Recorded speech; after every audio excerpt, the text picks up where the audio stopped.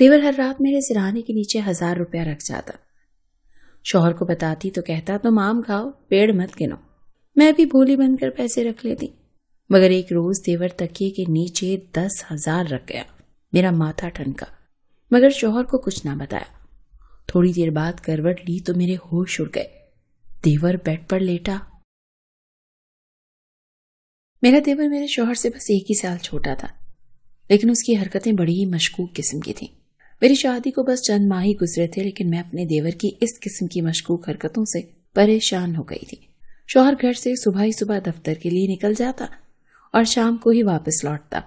گھر میں ساس تھی نہیں، بس ایک نند تھی جس کی منگنی ہو چکی تھی، اور ایک دیور تھا جو دکھنے میں تو بظاہر ٹھیک ٹھاک ہٹا کٹا تھا، لیکن کام کاج کوئی نہیں کرتا تھا. پورا دن گھر پر ہی رہتا تھا. مجھے تو لگا تھا کہ شادی کے بعد میری نند میرے ساتھ بہنوں والا رویہ اختیار کرے گی، کیونکہ وہ بھی بنا ماں باپ کی بچی ہے. میں اس کے ساتھ محبت اور دوستانہ سلوک رکھوں گی تو وہ بھی میرے ساتھ ایسا ہی کرے گی.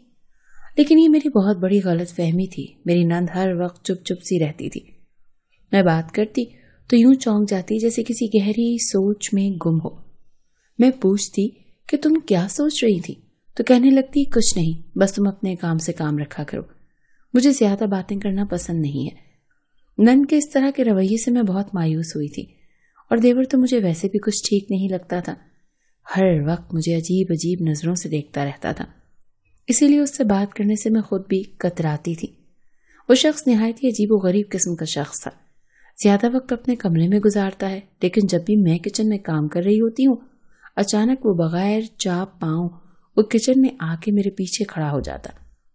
ایک بار کھانا بنا رہی تھی. میری نند کسی کام کو بھی ہاتھ نہیں لگاتی تھی، اسی لیے سارا کام میرے سر پر ہی تھا. میں کچن میں کھانا بنا رہی تھی کہ مجھے یوں محسوس ہوا جیسے میرے بالکل پیچھے کوئی کھڑا ہے. جیسے ہی میں نے پیچھے پلٹ کر دیکھا تو میرے ہوش اڑ کے رہ گئے. وہ بالکل میرے پیچھے کھڑا تھا. میں ایک دم پیچھے ہٹی اور شیلف کے ساتھ جا کر لگ گئی. اس وقت کچن میں میری اور میرے دیور کے علاوہ اور کوئی نہ تھا. بجائے وہ کچن سے باہر جاتا مجھے دیکھ کر مسکرانے لگا. کہنے لگا بھابھی کچھ اور چاہیے تو مجھ سے کہہ دینا، شرمانا مت. یہ کہہ کر کچن سے باہر چلا گیا. میں نے اپنا رکا ہوا سانس بحال کیا تھا. مجھے اپنے دیور کی حرکت بہت ہی بری لگی تھی. میں نے سوچا کہ اپنے شوہر سے اس کی شکایت لگاؤں گی. بھلا یہ بھی کوئی بات ہوئی؟ کچن میں اس کا بھلا کیا کام تھا؟ گھر بیٹھا بیٹھا اس نے ایسا کیا کرنا تھا جو مجھ سے یہ بات کہہ رہا تھا؟ بلکہ وہ تو خود میرے شوہر کی کمائی سے مفت کی روٹیاں توڑ رہا تھا. لیکن مجھے حیرت اپنے میاں پر ہوئی تھی. رات کو جب کھانا کھانے کے بعد ہم کمرے میں آئے تو میں نے کہا اجاز مجھے سلمان کی بات بالکل بھی اچھی نہیں لگی. میں نے اس کو سلمان کی ساری حرکت بتا دی تو وہ کہنے لگا تم غلط سوچ رہی ہو. اگر اس نے تمہیں یہ کہا ہے تو تمہیں اس کی بات مان لینی چاہیے. جس چیز کی بھی ضرورت ہو تو سلمان کو کہو تو وہ تمہیں لا دیا کرے گا. اس میں برا منانے والی تو کوئی بات نہیں ہے. لیکن اگلے روز جو کچھ بھی میرے ساتھ ہوا وہ بہت عجیب تھا. اجاز کو اپنے کام کے سلسلے میں اکثر شہر سے باہر جانا پڑتا تھا اور میری نند اپنے کمرے میں ہر وقت رہتی تھی. شروع میں جب اجاز شہر گیا تو میں نے اپنی نند سے کہا کہ وہ میرے ساتھ سو جایا کرے، لیکن میری نند نے تو مجھے کھرا سا جواب دے دیا. میں تو اس کی بدمزاجی سے بے حد پریشان تھی. رات کو میں اپنے کمرے میں آ کر لیٹ کے سو گئی. میں نیند کی کچی تھی. گہری نیند میں بھی آہٹوں کی آواز مجھے سنائی دی جاتی تھی یا میں ذہنی طور پر جاگی ہوئی ہوتی تھی. اب بھی ایسی ہی کیفیت میں تھی جب مجھے لگا جیسے میرے کمرے کا دروازہ بڑے دھیرے سے کھلا اور قدموں کی چاپ میرے قریب آئی ہو. میں نیند کی غنودگی میں تھی، اسی لیے میں نے آنکھیں نہیں کھولی، لیکن مجھے یوں لگا جیسے میرے تکیے کے نیچے کسی نے ہاتھ دیا ہو. اس کے بعد کوئی چپکے سے میرے کمرے سے واپس چلا گیا. دروازہ بند ہونے کی آواز یکدم میری آنکھ کھلی تھی. میں نے دیکھا تھا دروازہ بند تھا، لیکن میں اس وقت نیند کی غنودگی میں تھی. شاید یہ میرا کوئی وہم ہوگا. جب صبح میری آنکھ کھلی اور میں اپنے بیڈ کی چادر بچھانے کے لیے تکیہ اٹھانے لگی تو تکیے کے نیچے سے مجھے 1000 کا نوٹ ملا. یہ دیکھ کر مجھے رات کا سارا واقعہ یاد آنے لگا. مجھے تم اپنے دیور پر جتنا بھی غصہ آتا اتنا کم تھا. ظاہر ہے میری نند میرے کمرے میں آنے کو تیار نہیں ہوتی تھی، نہ ہی یہ بات کرتی تھی. اس کی ایک اپنی ہی دنیا تھی جس میں وہ مگن رہتی تھی. اس کی منگنی اس کے کزن سے ہوئی تھی جو کہ دبئی میں تھا، اور زیادہ تر وقت تو اسی سے فون پر باتوں میں گزار دیتی تھی. تو ظاہر ہے یہ کام یقیناً میرے دیور کا ہی ہوگا. وہ ہوتا کون تھا رات کے اس پہر میرے کمرے میں آنے والا؟ 1000 का नोट पकड़ा और गुस्से से कमरे से बाहर निकली। उस वक्त मेरा देवर बाहर लाउंज में ही बैठा था। मेरी नंद अपने लिए नाश्ता तैयार कर रही थी। मैं गुस्से से उसके पास आई और 1000 का नोट दिखाया। मैंने कहा, ये तुम्हारी हरकत है? मेरे गुस्से से भरे लहजे को सुनकर वो कुछ मुतज़ब्ज़ब का शिकार हुआ, लेकिन उसने इस बात में सर हिला कहने लगा, जी हाँ। मैंने कहा, तुम्हारी हिम्मत कैसे हुई रात के इस वक्त मेरे कमरे का दरवाजा खोलकर अंदर आने की? मेरे ऊंचे और सख्त लहजे को सुनकर मेरी नंद किचन से बाहर आ गई। ये सुनकर तो मेरे देवर की रंगत उड़ी थी। कहने लगा, मैं तो आपसे पूछता ही रहता हूँ कि आपको किसी चीज की जरूरत है तो बता दें, लेकिन आप तो कुछ कहती ही नहीं है। इसीलिए सोचा कि आपके तकिए के नीचे ही पैसे रख देता हूँ, अगर आपको कोई चीज लेनी हुई तो ले लीजिएगा। वो तो यूं आराम से नॉर्मल लहजे में बात कर रहा था, जैसे कि कोई बात ही न हुई हो। कहा कि अव्वल तो मुझे तुमसे कुछ चाहिए ही नहीं, दूसरी बात, अगर तुम्हें इतना ही शौक है तो तुम ये पैसे मुझे दिन के वक्त दे सकते थे। ये भला क्या हरकत है कि रात के पहर तुम मेरे कमरे में दाखिल हो, उस वक्त जबकि तुम्हारा भाई भी घर पर मौजूद ना हो, और मेरे तकिए के नीचे पैसे रखकर चले जाओ। ये कोई मुहस्सिब तरीका नहीं है। मेरी नंद ने जब मेरा सख्त लहजा सुना तो बजाय अपने भाई को बुरा भला कहने के, कहने लगी, देख लिया तुमने इस लड़की के तेवरों को। मैं तो इसे इसलिए मुंह ही नहीं लगाती, तुम्हें ही पड़ी हुई थी, भाभी है भाभी है। देख लिए भाभी के असल रंग। मैं तो जानती थी कि अगर कोई गैर औरत हमारे घर आएगी तो हम तीनों में फूट ही डलवाएगी। मेरा क्या है, मेरी तो चंद माह बाद शादी हो जाएगी। लेकिन देख लेना सलमान, ये एजाज भाई को तुम्हारे खिलाफ करके तुम्हें इस घर से निकलवा देगी। दर दर की ठोकरें खाओगे। अरे दफा करो इसे, मत दिया करो पैसे। मैं तो अपनी नंद की बातें सुनकर शशर सी रह गई थी। फिर वो कहने लगी, मैं नाश्ता बनाने लगी हूँ, तुम्हारे लिए भी बना देती हूँ, क्योंकि महारानी साहब जिस कदर गुस्से में है तुम्हें तो नाश्ता बना कर देने वाली नहीं है। ये कहकर मेरी नंद किचन में चली गई और मैं हक्का बक्का उसे देखती रह गई कि कितनी बदतमीज थी।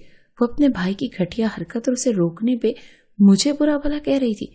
मैंने भी गुस्से से सिर्फ अपना ही नाश्ता बनाया और दोपहर का खाना भी नहीं बनाया। खुद के लिए एक ऑमलेट बनाकर खाना खाकर बैठ गई। शाम को मुझे अपने कमरे से बाहर से अपनी नंद के चिल्लाने की आवाजें आ रही थी। वो साथ साथ किचन में कुछ पका रही थी और साथ में मुझे बातें सुना रही थी। कह रही थी कि अभी 2 माह भी नहीं हुए इसकी शादी को और इसने अपने रंग भी दिखाने शुरू कर दिए। अरे इतने पैसे लगाकर हमने अपने भाई की शादी की, इसलिए थोड़ी की थी कि ये नवाबजादी जरा सी बात का बतंगड़ बनाकर कमरे में बैठ जाए और मेरे यहाँ किचन में काम करूं। मैं दिल में सोच रही थी कि अच्छा था अभी ये कमरे में ही वक्त गुजारती है। मुझे नहीं पता था कि इसकी इतनी लंबी जबान भी हो सकती है। रात को जब एजाज वापस आए तो बहुत गुस्से में थे। शायद मेरी नंद उसके कान भर चुकी थी। वो बिना इत्तला ही पहुंचे, तो इसलिए मैंने तो कुछ भी नहीं बनाया था। जब एजाज आए तो मैं भी कमरे से बाहर आ गई। डाइनिंग टेबल पर मेरी नंद ने बड़े बिगड़े हुए मूड के साथ खाना लगाया था। एजाज बैठकर खाना खाने लगे, सलमान भी बैठ गया। लेकिन जैसे ही मैं बैठने लगी मेरी नंद कहने लगी, उठो यहाँ से और अपने लिए खुद पकाओ। तुम्हारे बाप की नौकर नहीं हूं मैं कि तुम्हारे सामने टेबल सजाऊं। ये सुनकर एजाज ने उसे टोक दिया। कहने लगे, अफशा ये क्या बदतमीजी है। वो कहने लगी, तुम तो बस चुप ही रहो। मुझे पता था तुम्हारी शादी हुई 8 दिन नहीं गुजरने कि तुम बीवी की जबान ही बोलोगे। तुम्हें ये नजर नहीं आता कि उसने सुबह कितनी बदतमीजी की है सलमान के साथ। न जाने कौन कौन से घटिया इल्जामात लगाने पर तुली हुई थी। इसीलिए मैं तो उसके नखरे नहीं उठाने वाली। इसे भूख लगी है तो अपने लिए जो चाहे पका कर खा सकती है, लेकिन मेरे हाथ का पका हुआ ये नहीं खाएगी। एजाज मुझसे कहने लगे, क्या बात हुई थी और तुमने इसे कौन सा तमाशा लगाना शुरू कर दिया। न सास ससुर की तुम्हारे पर जिम्मेदारी है, न ही घर पे इतना कोई ज्यादा काम काज कि तुम ये उल्टी सीधी हरकतों पर उतरा। एजाज ने तो मेरी बात सुने बगैर ही मेरी बेइज्जती कर दी थी। मैंने कहा, मेरी बात सुने बगैर ही आपने मेरी बेइज्जती कर दी थी। देवर का रात के अंधेरे में भाभी के कमरे में जाने का क्या मकसद है। उसे पैसे देने का इतना ही शौक है तो दिन में दे सकता है, और मैं उसे पैसे मांगती भी नहीं हूँ। फिर बिला वजह मेरे कमरे में क्या करने आता है। मेरी बात सुनकर एजाज यूं बोले जैसे कि ये कोई बड़ी बात ही ना हो। कहने लगे, बस इतनी सी बात पर तुमने इतना बड़ा तमाशा लगाया है। अरे भाई, वो अफशा के कमरे में भी यूं ही बेधड़क चला जाता है। तकिए के नीचे कभी 500 तो कभी 1000 रख देता है। ये उसकी बचपन की आदत है। मैंने कहा, वो उसकी बहन है।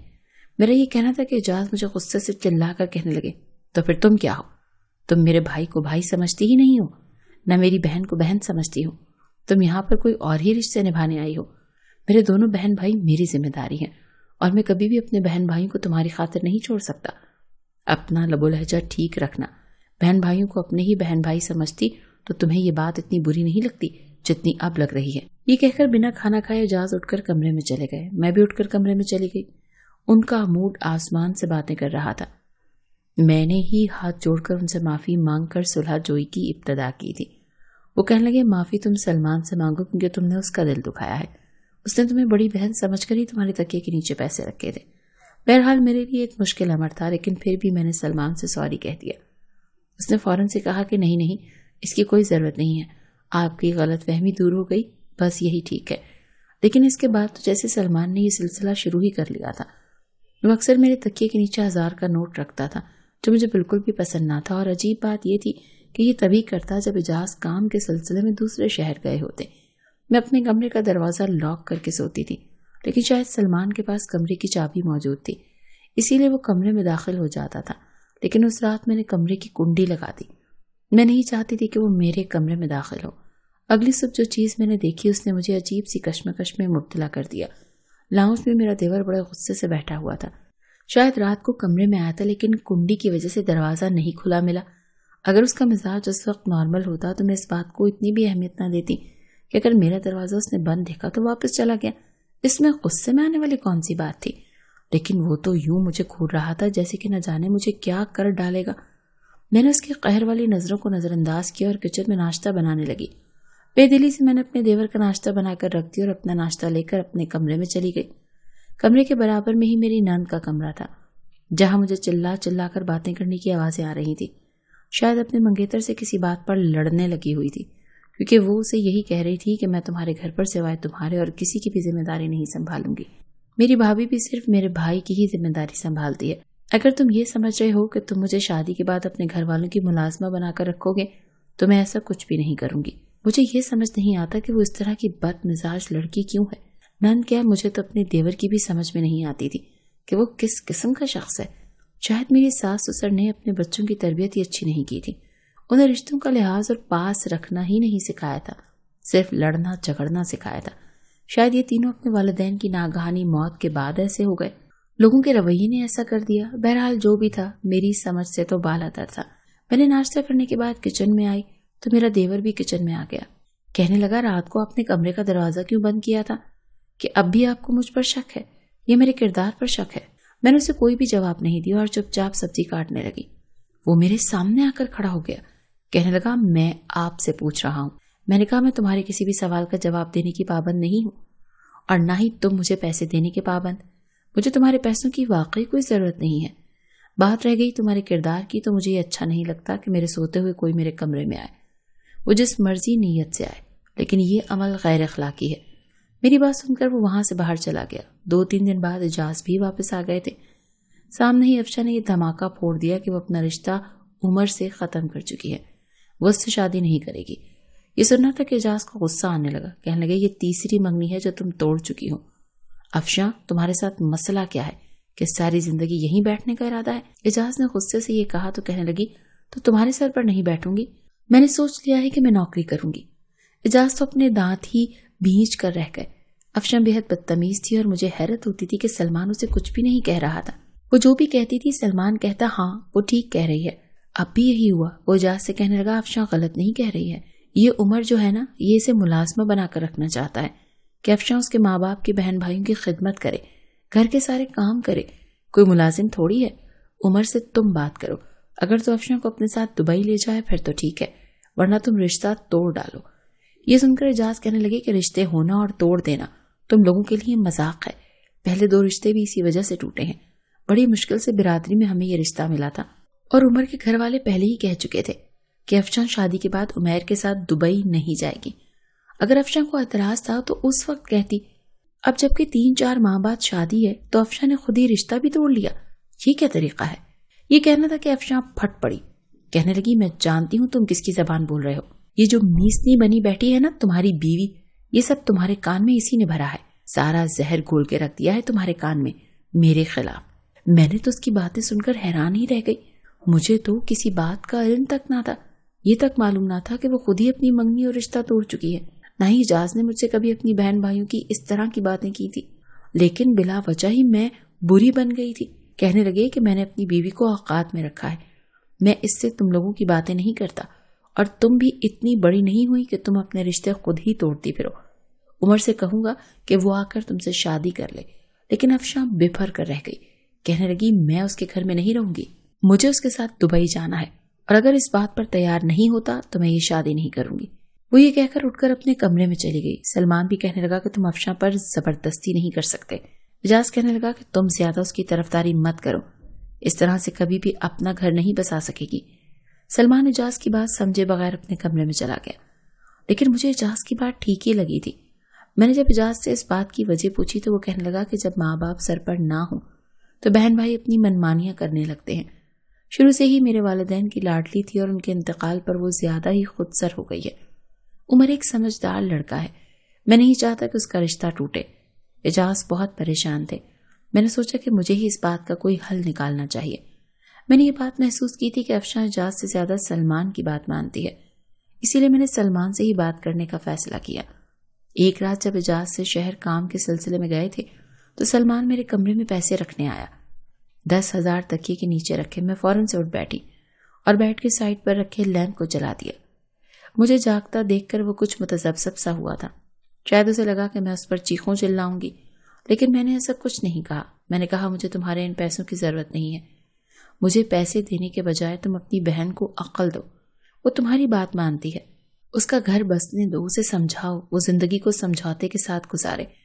میں اس گھر کے سارے کام کرتی ہوں، کھانا بھی بناتی ہوں، بس میں نے ایک دن نہیں بنایا تو افشاں کو کتنا برا لگا تھا، تمہیں بھی برا لگا تھا، حالانکہ تمہاری حرکت بالکل غیر مناسب ہے، لیکن پھر بھی میں نے تمہاری یہ بات بھی برداشت کرنے کی کوشش کی کہ مجھے اجاز کے ساتھ گھر بسانا تھا۔ تمہاری بہن کو بھی کمپرومائز کرنا پڑے گا، تبھی وہ زندگی گزار سکے گی، اور اگر تم اسے سمجھاؤ گے تو وہ ضرور سمجھے گی۔ میری بات خاموشی سے سن کر سلمان کمرے سے باہر چلا گیا۔ اس کے بعد میں نے افشاں کے رویے میں واضح فرق محسوس کیا تھا۔ سلمان شاید اسے روز یہی بات سمجھاتا تھا، اسی لیے اس نے شادی سے انکار نہیں کیا۔ چند ماہ میں رخصت ہو کر عمر کے ساتھ چلی گئی۔ اس شادی پر ہی میں نے اپنے دیور کے لیے بھی لڑکی پسند کر لی۔ گھر کو بسانے کے لیے سمجھداری سے کام لینا پڑتا ہے، نہ کہ جذبات سے۔ سلمان کو میرے کمرے میں پیسے رکھنے کا مشورہ بھی افشاں نے ہی دیا تھا تاکہ وہ اجاز کو میرے خلاف کر سکے اور میرا بھی گھر خراب کر دے۔ وہ سمجھتی تھی کہ میں بھی اس جیسی سوچ رکھتی ہوں کہ اس کی بہن بھائیوں کے ساتھ بنا کر نہیں رکھوں گی، لیکن افشاں اور سلمان دونوں ہی اپنی شادی کے بعد سدھر گئے، سمجھ گئے تھے کہ رشتوں کو کس طرح سے لے کر چلا جاتا ہے اور کس طرح سے بھابھی کے ساتھ رویہ رکھا جاتا ہے۔ سلمان اپنی اس غلطی کی معذرت بھی مجھ سے کر چکا تھا، کہنے لگا کہ آپ کی بات ٹھیک تھی، میرا یوں آپ کے کمرے میں آنا بالکل ہی غیر اخلاقی حرکت تھی۔ مجھے خوشی اس بات کی تھی کہ تینوں کے گھر بس چکے تھے۔